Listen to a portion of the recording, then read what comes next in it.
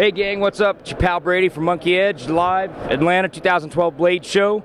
I'm here with the Bawidamann brothers, and every time I say that last name I say it differently, and as I'm sure you've heard it mangled.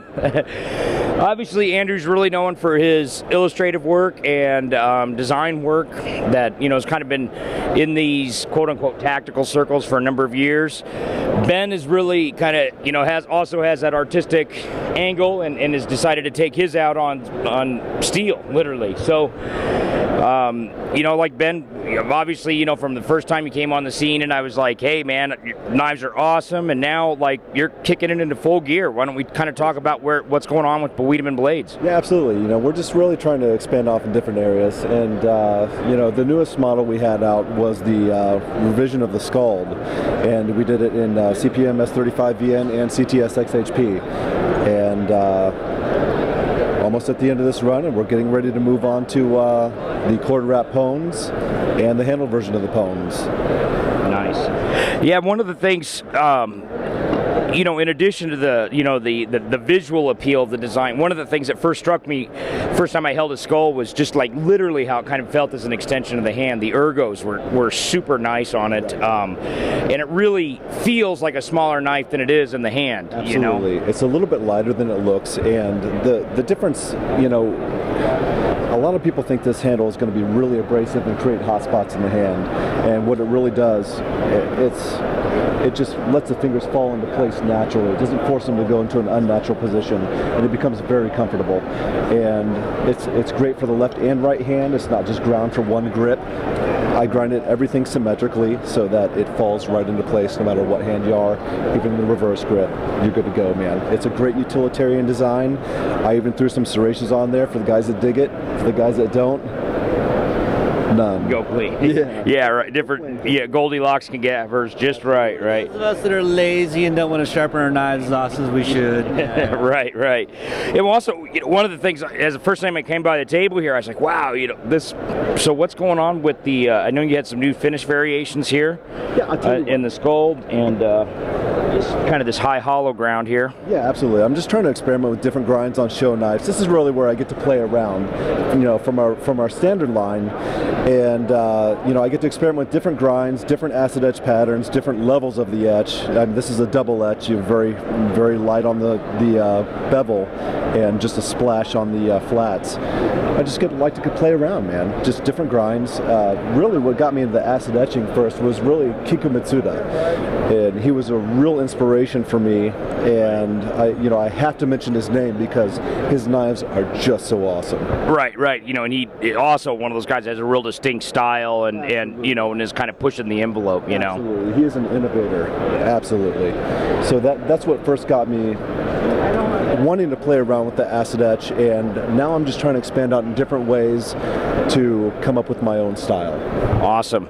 Well, I know that. I mean, man, we can barely keep the Skulds in stock. I'm always stalking you. Hey, dude, we need more box. Need another box, and we've shipped them literally all over the world to both collectors and users. Tons of them going out to APOs and everything else. Which I guess kind of brings us to the new model, right? I mean, so why don't we talk about the? Absolutely.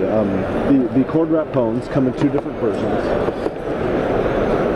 You have the shorter Pogn model, which is about a 3-finger grip with a pinky backup, and it's very lightweight. It's about 4 ounces. This is just about 4.5 ounces. I wanted a real lightweight knife to be able to shove in your pack, forget it's there, and be available whenever it's needed. You can strip the cord, it's still comfortable in the hand, and what I've started doing is putting serrations on the back edge, so they're so low profile, they're not on the main edge where they have to be maintained for most knife users that don't want to maintain serrations. I don't blame them. I don't want to maintain serrations either. Hey, who does? Yeah. So, I figured I'd put them on the back edge. They're very low profile. When you use the back edge, you only use about the first third of it anyway to nip something off. Right. They're there when you need them. You're not going to dull them out. When you need them for rope, they're right there. So, I'm not the first innovator to have serrations on the top spine, but it just seemed like a very logical place to put them. Well, and it also, for such a compact package, it gives you a ton of options, to be able to blade for this little package. Right. You got like a mile of cutting surface here. Absolutely. So let me just maybe get a comparison of the lengths here together. For like everyday carry. Yeah. Well, it's deceptively light. Right. It's a fixed blade. Really? You don't really feel like you're carrying it. It's convenient. It's light. The difference between the Pone and the Pone L cord wrap is literally you get about 3/8 more handle and about a 1/4 inch more blade. So it's really not that much larger of a package, but this little finger swell here gives you a lot of purchase between your ring and your middle finger, a lot of control. And for the guys who like a real lighter, smaller carry, it's less obtrusive wherever you want to put it.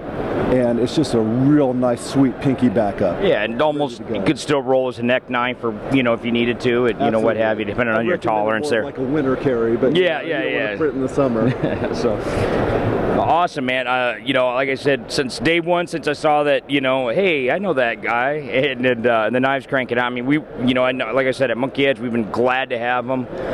They've been selling like crazy, so we're just excited to see what comes next. And I know that you and I have talked about maybe some skunk work stuff that's coming up that we won't go into here. But all I could say is, stay tuned to this guy, because there's going to be, a ton more innovation and a ton more utility and stuff for users and collectors coming up soon. And I really want to, I'd love to sit here and talk to you about it in front of here, but Absolutely, like man. in this industry, you got to keep it on the down low, right? We'll fanboy each other later. Yeah. Totally. Hey, man, thanks for taking the time out. I know the show's been busy for you. It's a pleasure. Love it, man. Hey, this is Brady from Monkey Edge signing off from Blade 2012 in hot and humid Atlanta. See ya.